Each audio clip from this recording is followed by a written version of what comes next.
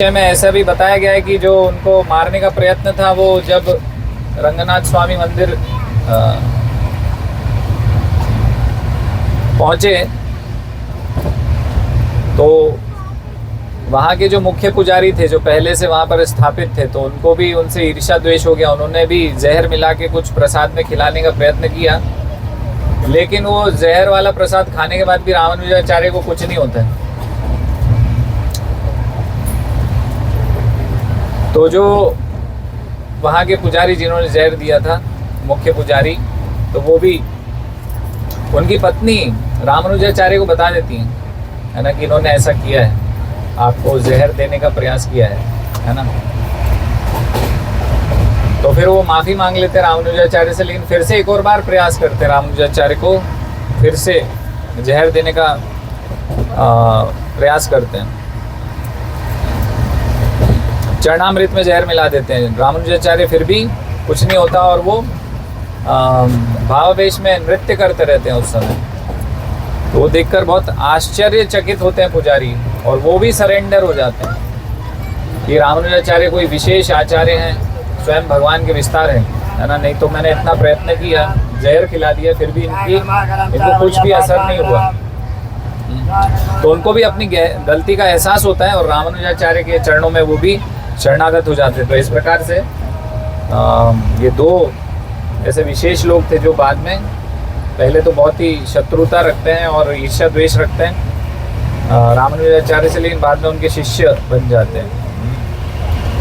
हाँ, तो कल हमने जहाँ छोड़ा था उसके आगे से चर्चा करेंगे। तो रामानुजाचार्य जैसे अन्य आचार्य हैं तो उनके कुछ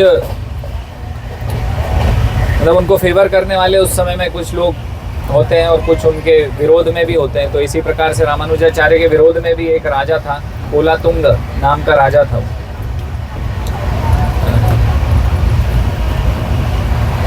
तो चोला साम्राज्य का वो राजा था और बहुत ही फेनेटिक था। फेनेटिक यानी कि शैव था वो, शैव, शंकराचार्य को फॉलो करने वाला शैव, है ना, मोनोइस्ट, मतलब कि अद्वैतवाद, है ना। तो अद्वैतवादी था वो। तो उसको ये सब जो रामानुजाचार्य कर रहे थे उसको पसंद नहीं था बिल्कुल भी, क्योंकि धीरे धीरे वैष्णवों का प्रभाव बढ़ता जा रहा था, रामानुजाचार्य का प्रभाव बढ़ता जा रहा था और वो धीरे धीरे सबको वैष्णव बनाते जा रहे थे। तो उसे ये रास नहीं आया। तो वो चाहता था कि सब लोग शंकराचार्य को फॉलो करें, तो उसका प्रयास करता था वो। और उसका एक मिनिस्टर था, उसका एक मंत्री था, उसका नाम चतुर्ग्राम था। तो ये जो चतुर्ग्राम था ये कुरेश जो थे ना, जो रामानुजाचार्य के शिष्य थे, उनका शिष्य था ये, कुरेश का शिष्य चतुर्ग्राम। लेकिन पता नहीं उसको धीरे धीरे वो राजा के बैड एसोसिएशन की वजह से वो भी चिढ़ने लगा रामानुजाचार्य से। हालांकि वो कुरेश का शिष्य था, है ना। तो वो भी फिर राजा कोलातुंग की तरफ हो गया। तो कोलातुंग ने बोला कि मुझे सबको शैव बनाना है, तो क्या करना चाहिए। तो चतुर्ग्राम बोलता है या तो आप रामानुजाचार्य को शैव बना दीजिए या फिर रामानुजाचार्य को मार डालो। अगर आप चाहते हो कि सब लोग शैव बने, सब लोग शंकराचार्य को फॉलो करें, तो फिर उसके कहे, है ना, चतुर्ग्राम के कहने पर कोलातुंग क्या करता है, मिलिट्री भेजता है, अपनी सेना भेजता है श्रीरंगम में और रामानुजाचार्य को वहाँ से लेकर आने की कहता है। तो कांचीपुरम में बुलाता है श्रीरंगम से रामानुजाचार्य के लिए बहुत सारी सेना बुला के। तो रामानुजाचार्य उस समय नदी में स्नान कर रहे थे, तो सैनिक वहाँ एकत्रित हो जाते हैं, बोलते रामानुजा कौन है, उसको राजा ने बुलाया है, अभी चलना है तुरंत इसी समय। तो सब अपने अपने वस्त्र पहनते रहते हैं। तो लेकिन जो कुरेश हैं और अन्य जो रामानुजाचार्य के शिष्य हैं वो समझ जाते हैं कि अभी कुछ गड़बड़ होने वाली है, कुछ खतरा है, रामानुजाचार्य के ऊपर कुछ विपत्ति आई है ना। तो राजा ने बुलाया। तो कुरैश उनको कहते हैं, बहुत विनम्रता पूर्वक उनसे विनती करते हैं कि आप मत जाइए, आप बहुत महत्वपूर्ण व्यक्ति हैं। अगर दुनिया में से आपका जो एसोसिएशन है, आपका जो संघ है वो चला गया इस संसार में से तो बहुत बड़ा नुकसान हो जाएगा, तो आप मत जाइए, मैं आपकी जगह जाऊंगा।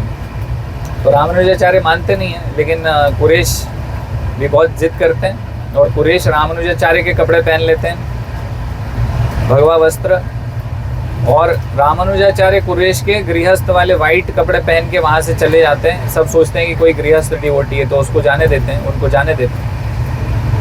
कुरैश यहाँ सैनिकों के साथ पहुँचते हैं, कुरैश जाते हैं और फिर उनके साथ महापूर्ण जो थे, महापूर्ण भी डिसाइड करते हैं, है ना। तो राजा ये बोल के बुलाता है कि हम डिबेट करेंगे, है ना, हम अपना जो शंकरा फिलॉसफी है वो प्रस्तुत करेंगे और आप अपना फिलॉसफी प्रस्तुत कीजिए। तो डिबेट के लिए बुलाता राजा ऐसे बोल के। तो महापूर्ण बोलते हैं कि मैं भी चलूँगा, हम दोनों मिलके इनको परास्त करेंगे। तो ये विचार करके कोलातुंग के पास जाते हैं, उसके राजमहल में। तो वहाँ पर कुरैश और महापूर्ण से कोलातुंग बोलता है कि जीवन का लक्ष्य क्या है। तो कुरैश वहाँ पर बताते हैं कि शरणागति, भगवान को शरणागत होना और भगवान की सेवा करना जीवन का लक्ष्य है ना। तो उन लोगों को तो ये सब चीज़ें समझ में नहीं आती, जो मायावादी लोग हैं। तो मायावादी तो कहते हैं हम भी सब भगवान हैं, नर भी नारायण बन जाएगा, इस प्रकार की फिलॉसफी है। और ये ब्रह्म सत्य जगन मिथ्या, इस प्रकार से पूरा विपरीत उनका फिलॉसफी। तो राजा को ये चीज़ समझ में नहीं आती, तो बहुत टॉर्चर करता है उनको और कहता है कि तुम लिख के दो कि शिव जो है वो सुप्रीम है, मतलब शिव परम है, ये लिख के दो तुम, और कागज पे साइन करो तुम, है ना, मतलब तुम रामानुजाचार्य हो, तुम ये स्वीकार करो कि शिव परम है और साइन करके दो इस कागज पे, लिख के दो। तो तुरंत कुरैश ले लेते हैं और लिख के उसको दे देते हैं कागज पे। तो वो देखता है, पढ़ता है, तो उसमें लिखा रहता है कि जो द्रोण है वो भी शिव से परम है। तो यानी ये जो वजन नापने के लिए कुछ होता है द्रोण और शिव, तो द्रोण जो होता है वो उससे भारी होता है शिव से। तो उस प्रकार से उसका वो परिहास कर देते हैं कि द्रोण भी शिव से बड़े।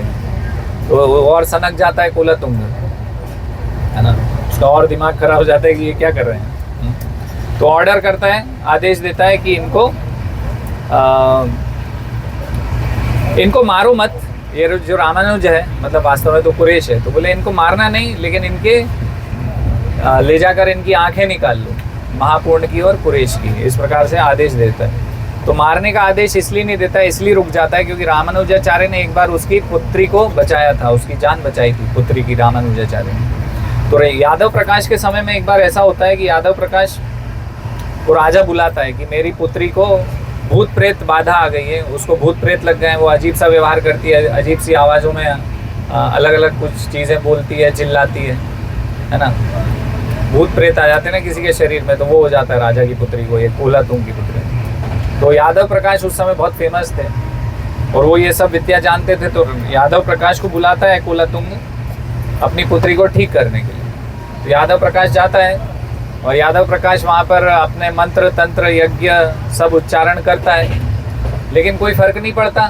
उसकी पुत्री और चिल्लाती है, हंसती है, बोलती है यादव प्रकाश तेरे अंदर कुछ इतना दम नहीं है, मुझे ठीक नहीं कर पाएगा तू, मुझे नहीं हटा सकता है इसके शरीर में से, मतलब वो जो प्रेत रहता है वो इस प्रकार से बोलता है। तो यादव प्रकाश की वहाँ किरकिरी हो जाती है और उसके ऊपर वो जो प्रेत आत्मा उसके अंदर थी, राजकुमारी के अंदर, कोलातुंग की पुत्री के अंदर, तो वो कहती है कि अगर रामानुजाचार्य आएगा तेरा शिष्य तो ही मैं इसके शरीर से जाऊंगी।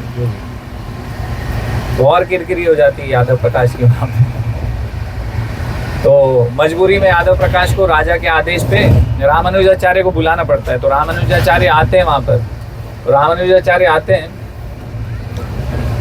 तो वो जो प्रेत रहता है वो अंदर से बोलता है कि रामानुजाचार्य तुम यदि मेरे सर पे चरण रखोगे अपने, तुम क्योंकि बहुत शुद्ध हो, तुम शुद्ध भक्त हो, तुम्हारे अंदर, तुम अंदर से पूरे साफ स्वच्छ हो, कोई अनर्थ नहीं है तुम्हारे अंदर, तुम भगवान के शुद्ध भक्त हो, तो तुम्हारे चरण यदि मेरे सर पे रखोगे तो मैं इसके शरीर को छोड़ दूंगा।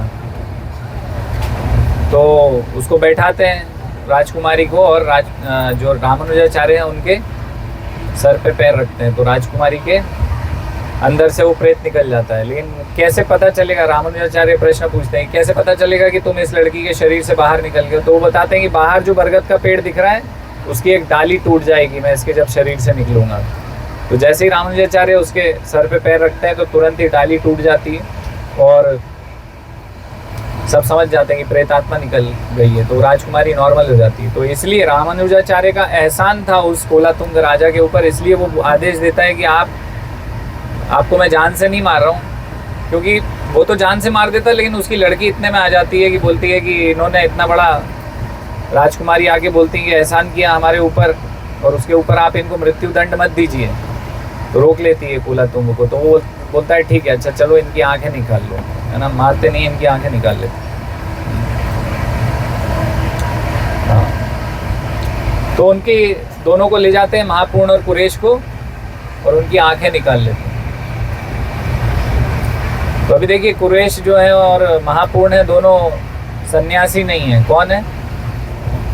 पत्नी बच्चे वाले लोग। और यहाँ तो रामानुजाचार्य तो सब कुछ छोड़ के सन्यास ले चुके हैं।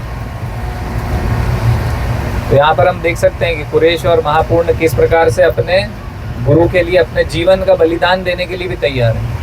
उनको पता है कि अभी कुछ भी हो सकता है, वहाँ जाएंगे राजा हमें मार भी सकता है जान से, लेकिन फिर भी अपने गुरु को पीछे रखते हैं, है ना। ऐसे ही भक्ति सिद्धांत महाराज के केस में भी हम देखते हैं कि उनके ऊपर जब हमला होता है तो उनके शिष्य उनके कपड़े पहनकर, वस्त्र पहनकर चले जाते हैं उनको बचाने के लिए, है ना। तो डिसाइपल यानी क्या होता है? शिष्य कौन होता है? जो गुरु के लिए अपना जीवन जी रहा होता है ना। तो हम देख सकते हैं कि अपने प्राणों की भी आहुति देने के लिए तैयार हैं, है ना।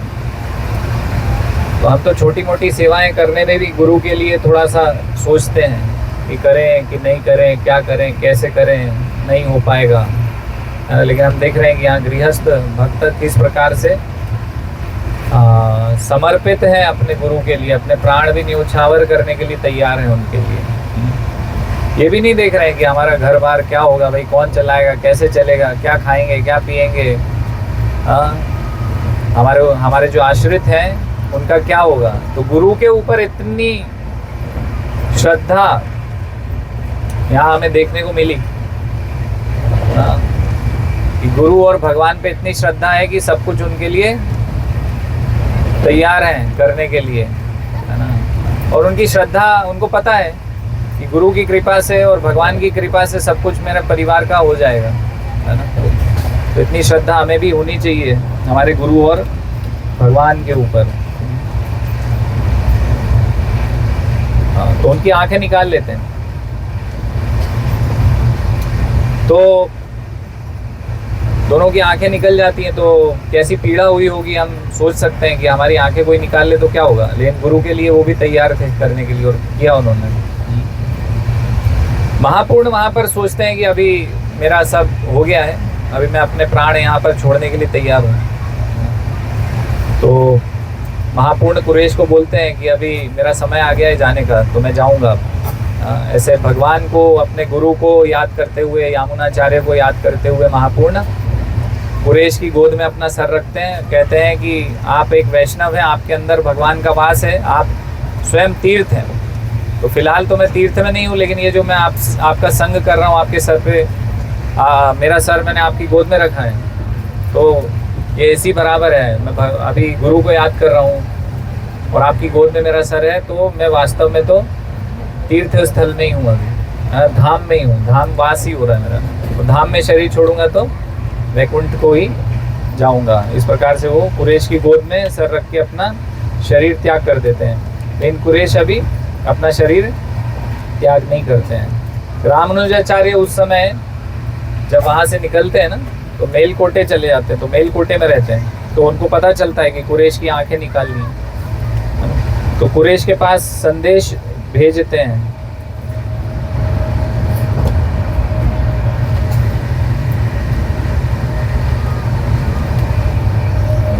कुरेश के पास संदेश भेजते हैं। कुरेश अभी कांचीपुरम में रह रहे होते हैं, है ना, उनकी आंखें निकलने के बाद।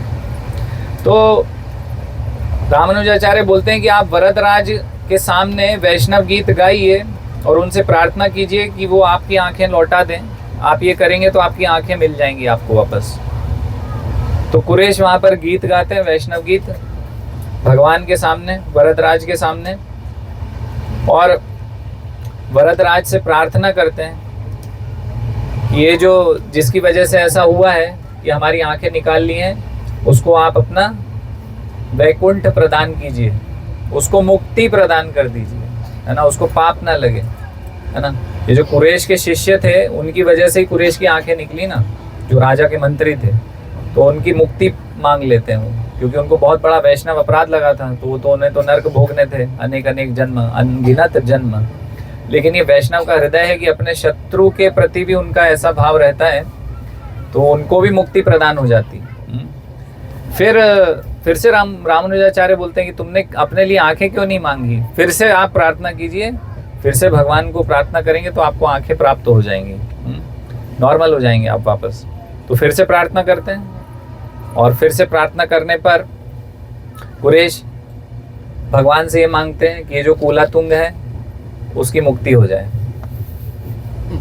तो मंत्री की भी मुक्ति करा दी, कुलातुंग की भी मुक्ति हो गई। तो रामानुजाचार्य बोलते हैं अब तो दोनों तुम्हारे शत्रु जो थे उनकी मुक्ति तुमने करा दी, अब तो कम से कम अपने लिए आंखें मांग लो। तो बोलते हैं मैं आंखें लेके क्या करूंगा, मैं, मुझे क्या कार्य है आंखें लेने का, ये भौतिक जगत देख के मुझे क्या लाभ होगा।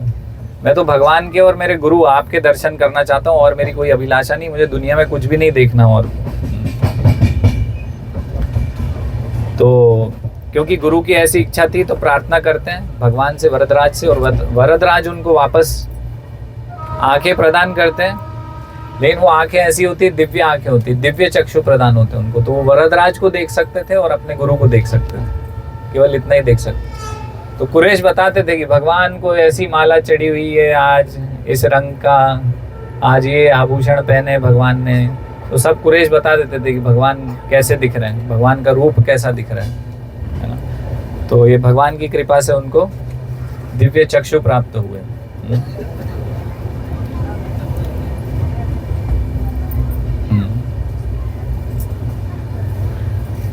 एक बार कुरेश बहुत भूखे थे, क्योंकि आंखें चली गई हैं तो कुछ ऐसे विशेष कार्य नहीं कर पाते थे, तो बहुत उनको भूख लगी। तो उनकी जो पत्नी है, तो उन्होंने उनकी जो स्थिति देखी तो उनसे रहा नहीं गया।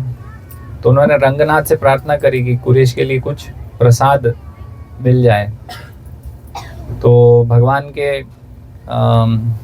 जो गर्भगृह है उसमें जो वहाँ के ब्राह्मण थे भोग लगा रहे थे। तो रंगनाथ जी बोलते हैं कि भाई ये जो प्रसाद है कुरेश को दे के आओ। तो बहुत सारा प्रसाद पालकी में ले जाकर वरदराज कुरेश के पास भेजते हैं। तो कुरेश देखते हैं कि ये क्या किया इन्होंने, भगवान ने महाप्रसाद भेजा उनके लिए। तो उनकी पत्नी को डांट लगाते हैं कि भगवान को क्यों सेवा में लगाया तुमने मेरी। फिर भी लेकिन भगवान प्रसाद भेजते हैं, तो बहुत थोड़ा सा प्रसाद कुछ कुरेश ले लेते हैं और उनकी पत्नी को थोड़ा सा प्रसाद देते हैं, और बाकी सब जनरल पब्लिक में वो प्रसाद बंटवा देते हैं, रंगनाथ जी का महाप्रसाद। और जब वो महाप्रसाद खाते हैं और उनकी पत्नी खाती, तो उस महाप्रसाद से उनको 2 जुड़वा पुत्र प्राप्त होते हैं, है ना, कुरेश को। तो रामानुजाचार्य समझ जाते हैं कि ये जो पुत्र हैं, ये पुत्र कुरेश के नहीं है, ये तो रंगनाथ के ही पुत्र हैं सीधे, ये भगवान ने ही भेजे हैं दोनों पुत्र। तो वो जो दोनों पुत्र हैं वो रंगनाथ जी के बगल में ही उनका झूला लगता है और वहीं पे वो खेलते हैं। तो जैसे बच्चों को झूला झुलाते हैं ना, तो रंगनाथ जी के बगल में ही दोनों बच्चों का झूला लगाते हैं। और रामानुजाचार्य जो यामुनाचार्य की इच्छा थी कि वेद व्यास जी का और पाराशर मुनि का ख्याति बढ़े, है ना, वो 3 उंगलियों वाला जो हमने कथा कल सुना था। तो एक उंगली किस बात पर खुली थी कि व्यास जी और पाराशर मुनि के नाम से कोई शिष्य उनके होने चाहिए। तो ये जो दोनों पुत्र थे कुरेश के, एक का नाम वो व्यास देव रखते हैं और दूसरे का नाम पाराशर रखते हैं। तो ये उनका जो कार्य था रामानुजाचार्य का, उनके जो गुरु हैं उनकी इच्छा को पूर्ण करना। तो यहाँ पर वो एक इच्छा को 3 में से यहाँ पर ये पूर्ण कर देते हैं। तो कुरैश की क्या आखिरी इच्छा थी, है ना, अभी ये हम देखते हैं। एक बार कुरैश बहुत अच्छे गीत भगवान को प्रसन्न करने के लिए गा रहे थे, वैष्णव गीत। तो रंगनाथ जी बहुत प्रसन्न हो गए कुरैश से, और कुरैश से बोले कि मैं तुम्हारी इच्छा पूरी करना चाहता हूँ, बोलो आपकी क्या इच्छा है। तो कुरैश कहते हैं कि अब मेरा समय हो गया है, अब मैं इस भौतिक जगत से आपके धाम वैकुंठ को जाना चाहता हूँ, और लेकिन एक और मेरी इच्छा है कि केवल मैं नहीं जाऊंगा, मुझसे संबंधित जितने भी लोग हैं सब वैकुंठ को जाएंगे, है ना। तो हम देख सकते हैं कि वैष्णव के संग का क्या महत्व है ना, कि अगर किसी शुद्ध भक्त के संग में है हम, और यदि वो इच्छा व्यक्त करते हैं भगवान से, तो हमारा भी वैकुंठ का टिकट कट जाता है। हाँ, हम भी पहुंच जाएंगे वैकुंठ। तो ये शुद्ध वैष्णवों के संग का लाभ है। ऐसे तो हमारी शक्ति नहीं है, लेकिन शुद्ध वैष्णवों के संग से हम भी भगवान के धाम को प्राप्त कर सकते हैं, उनकी कृपा से, है ना। तो यहाँ पर रामानुजाचार्य ये सुनते हैं तो रामानुजाचार्य नाचने लगते हैं। तो दूसरे भक्त देखते हैं कि रामानुजाचार्य, अभी कुरैश तो यहाँ से जाने वाले हैं, अपनी लीला समाप्त करने वाले हैं, उन्होंने भगवान से बोल दिया है कि अभी मैं जाना चाहता हूँ, जाने वाला हूँ। तो रामानुजाचार्य अपने शिष्य के शरीर छोड़ने पर इतना नाच क्यों रहे हैं। तो रामानुजाचार्य बोलते हैं कि अरे भाई, मैं इसलिए नाच रहा हूँ कि क्योंकि मैं कुरैश का एसोसिएट हूँ, कुरैश से मेरा संबंध है, और उसने ये भी मांगा है वरदराज से कि मुझसे जो भी संबंधित हो वो सब भी वैकुंठ चले जाएं। तो मेरा वैकुंठ का टिकट भी पक्का हो गया तो इसलिए मैं नाच रहा हूँ। फिर थोड़ा गंभीर हो जाते हैं रामानुजाचार्य।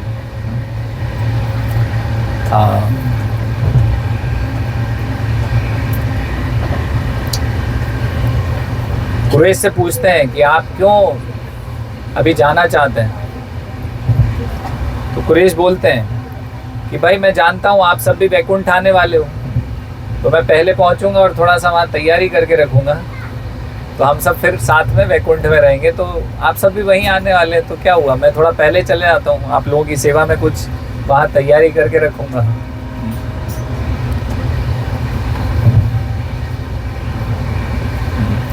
तो फिर कुरैश वहाँ पर अपनी लीला समाप्त करके वैकुंठ चले जाते हैं।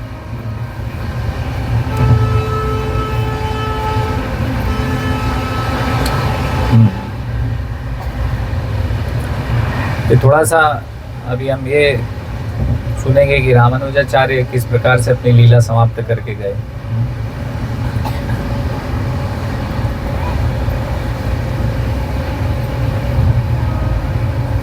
तो एक बार रामानुजाचार्य कुरैश के जो पुत्र थे पाराशर भट्ट और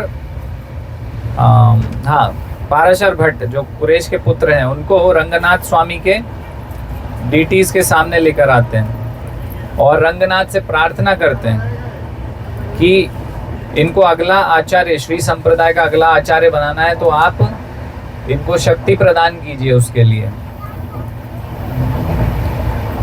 तो पुजारी क्या करते हैं, वहां से पुजारी आते हैं, भगवान का प्रसाद रूप में उनका गार्लैंड, उनकी माला लेकर आते हैं और रामानुजाचार्य को पहनाते हैं। लेकिन रामानुजाचार्य उसको पहनते नहीं है, उसको स्वीकार नहीं करते। वो क्या करते हैं, पाराशर भट्ट को माला पहनाते हैं, और पाराशर भट्ट को माला पहनाने के बाद वो माला फिर बाद में पहनते हैं प्रसाद रूप में पाराशर भट्ट की।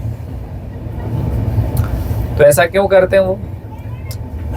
क्योंकि अभी वो उनके सक्सेसर है ना, उनके उत्तराधिकारी बनने वाले हैं। तो सब लोग ये समझ जाएं कि ये व्यक्ति कोई साधारण व्यक्ति नहीं है, इसलिए रामानुजाचार्य उनका प्रसाद ग्रहण करते हैं पाराशर भट्ट का।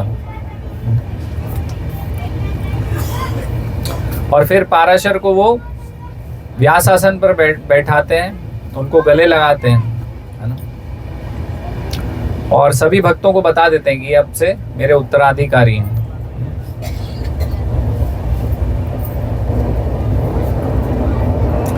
और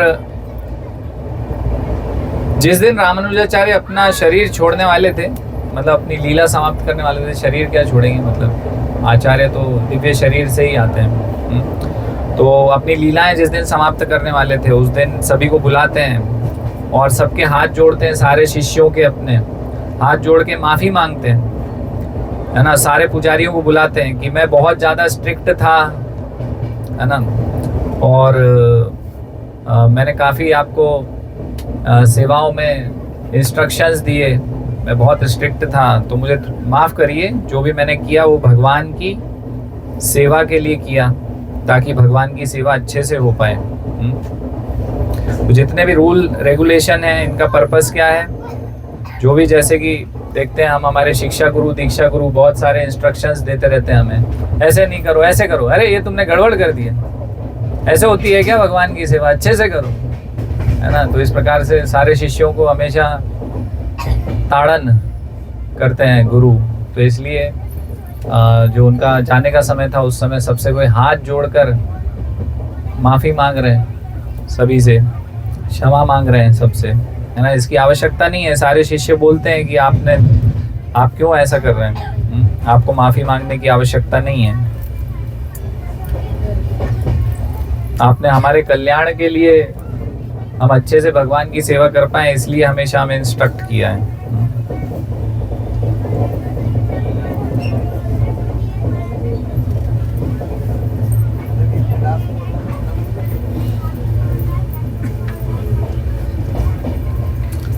इसी प्रकार से भक्ति सिद्धांत सरस्वती महाराज और श्रील प्रभुपाद भी जब अपना आखिरी समय था उस समय लीला समाप्त करने के पहले सारे अपने शिष्यों से यही गुरु शिष्य परंपरा वैष्णव आचरण को दिखाते हुए इसी प्रकार से अपने शिष्यों से सबसे क्षमा मांगते हैं। उनकी लीलाओं में भी हम देखते हैं। फिर रामानुजाचार्य अपने लास्ट इंस्ट्रक्शन देते हैं, बोलते हैं कि सभी भगवान रंगनाथ के अच्छे से प्रेममयी सेवा कीजिए भगवान की प्रेम से, और कोऑपरेटिवली, मतलब कि सब आपस में सामंजस्य बनाकर मिलजुल के भगवान की अच्छे से सेवा कीजिए, है ना। क्योंकि बहुत खटपट होती है जब हम भगवान की सेवा करते हैं तो बहुत कुछ चलता रहता है। तो इसलिए वो समझा रहे हैं कि सब मिलजुल के अच्छे से एकमत होकर भगवान की सेवा करें।